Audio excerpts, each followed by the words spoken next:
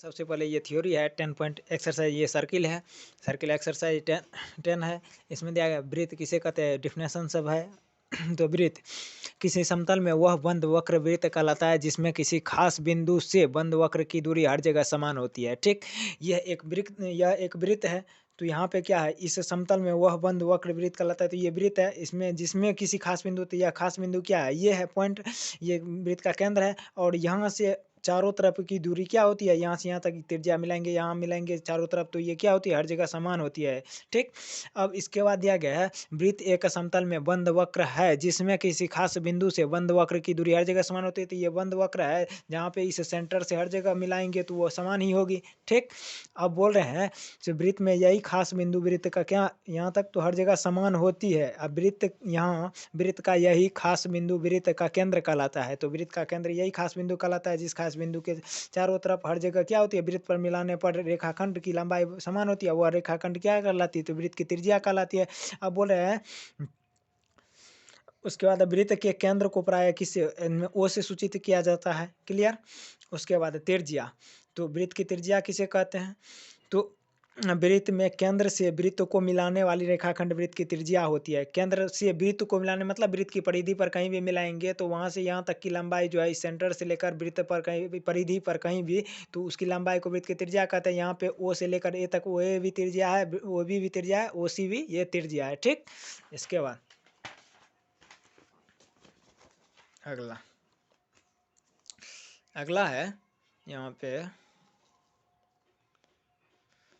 अगला में है यहाँ से वृत्त में जिस रेखाखंड का एक अंत बिंदु वृत्त के केंद्र पर हो तथा दूसरा अंत बिंदु वृत्त पर हो तो उसे वृत्त की त्रिज्या कहते हैं। जैसे वृत्त का एक अंत बिंदु, ये त्रिज्या जो है, यहाँ भी, यहाँ से लेकर यहाँ तक ये त्रिज्या है, तो एक अंत बिंदु वृत्त के केंद्र पर है, दूसरा अंत बिंदु इस रेखाखंड का वृत्त के परिधि पे मतलब वृत्त पे हो। क्लियर, तो ये वृत्त की त्रिज्या होगी। अब बोल रहे वृत्त की त्रिज्या को प्राय स्मॉल आर या कैपिटल आर से सूचित किया जाता है।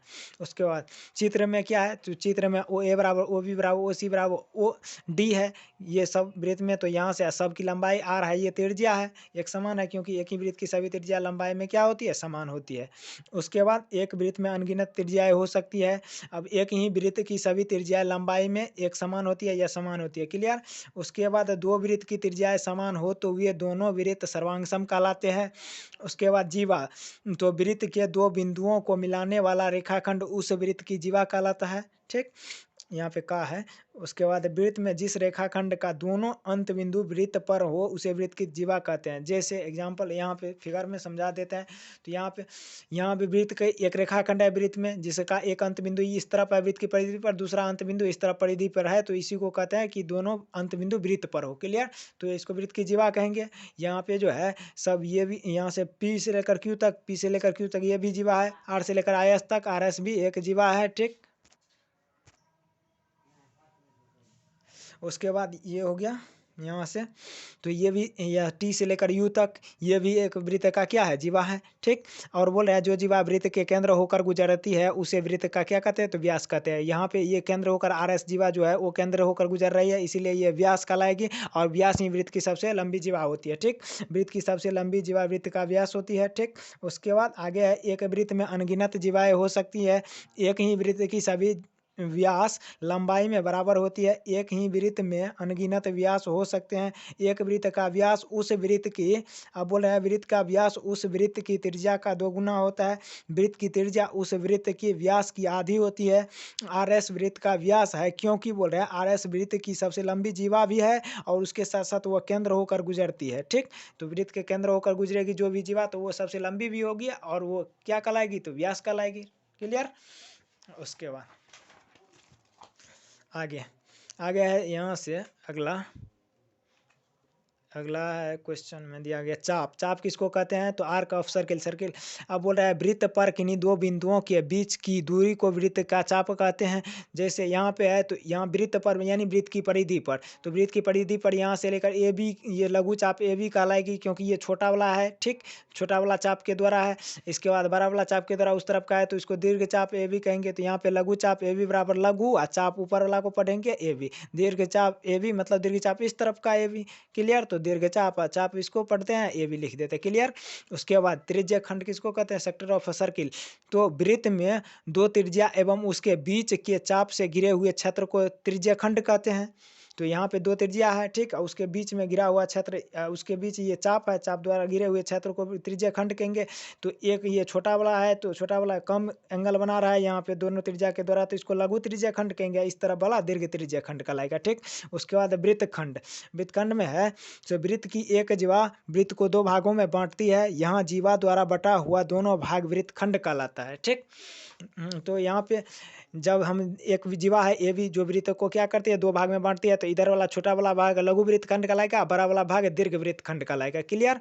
उसके बाद है स्पर्श रेखा।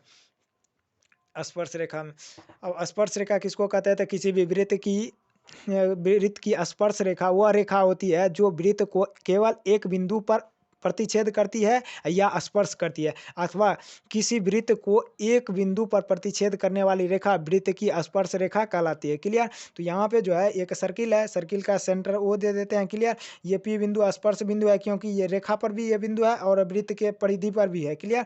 ये छेदक रेखा एल है, तो एल छेदक रेखा कहलाएगा, एम जो है स्पर्श रेखा कहलाएगी। क्लियर। उसके बाद एक वृत्त में अनगिनत स्पर्श रेखा हो सकती है। किसी वृत्त की स्पर्श रेखा उसे केवल एक बिंदु पर प्रतिच्छेद करती है। क्लियर। उसके बाद अगला है एक ही वृत्त की दो समांतर स्पर्श रेखाएं हो सकती है।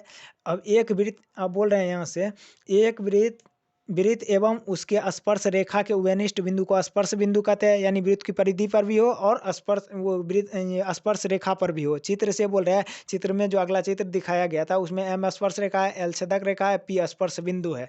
क्लियर। उसके बाद वृत्त की छेदक रेखा, तो वृत्त को दो बिंदुओं पर प्रतिच्छेद करने वाली रेखा को वृत्त की छेदक रेखा कहते हैं।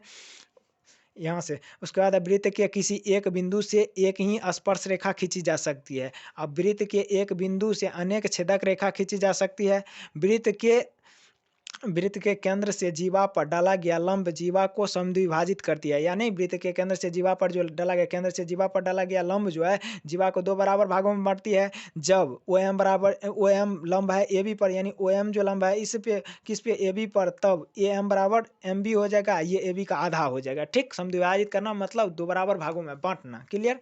उसके बाद जीवाओं के मध्य बिंदु से केंद्र को मिलाने वाली रेखाखंड जीवा पर लंब होती है। तो जीवाओं के मध्य बिंदु यहाँ है, ठीक। ये जीवा है ए बी, इसका मध्य बिंदु मतलब हम बीच वाला पॉइंट से इसको केंद्र को मिलाएंगे, तो बोल रहे हैं कि इस किस पर? इस जीवा पर ये लंब हो जाएगी ये रेखाखंड ओ एम, ठीक। जब ए एम बराबर एम बी, ए एम बराबर एम बी मतलब मध्य बिंदु है, ठीक। कौन है? एम मध्य बिंदु है, तब ए बी बाय टू क्या हो जाएगा? A B by two, M B बराबर A B by two half हो जाएगा, इधर वाला भी आधा इधर वाला भी आधा। तब इस कंडीशन में क्या हो जाएगा? ओ एम लंब हो जाएगा ए बी पर, ओ एम लंब हो जाएगा ए बी रेखाखंड पर। क्लियर। या ए बी जीवा कहेंगे। उसके बाद है वृत्त के समान लंबाई की जीवा केंद्र पर केंद्र से समदूरस्थ होती है। वृत्त में समान लंबाई की जीवा केंद्र से समदूरस्थ होती है। समान लंबाई की जीवा कहने का अर्थ ए बी की लंबाई 5 सेंटीमीटर है, तो बी सी की भी सी डी की भी लंबाई 5 सेंटीमीटर है। तब इस कंडीशन में इसके मध्य बिंदु से इसके भी मध्य बिंदु से दोनों ये जीवा के मध्य बिंदु से मिलाएंगे तो ये क्या होगी? समदूरस्थ होगी, मतलब ओ से लेकर एम तक की जितनी लंबाई वो ओ से लेकर एन तक की भी। जब ए बी बराबर सी डी है तब ओ एन बराबर ओ एम। क्लियर। उसके बाद केंद्र से समदूरस्थ जीवाएं लंबाई में समान होती है। केंद्र से समदूरस्थ जीवाएं कहने का अर्थ ओ एम बराबर ओ एन होगा, तो इसका मतलब समदूरस्थ जीवाएं है तो ये लंबाई में समान होगी, मतलब ए बी बराबर सी डी होगी। क्लियर। जितनी लंबाई ए बी की होगी उतनी लंबाई सी डी की होगी। क्लियर। उसके बाद इसीलिए दिया गया जब ओ एन बराबर ओ एम तो एंगल ये ए बी बराबर सी डी।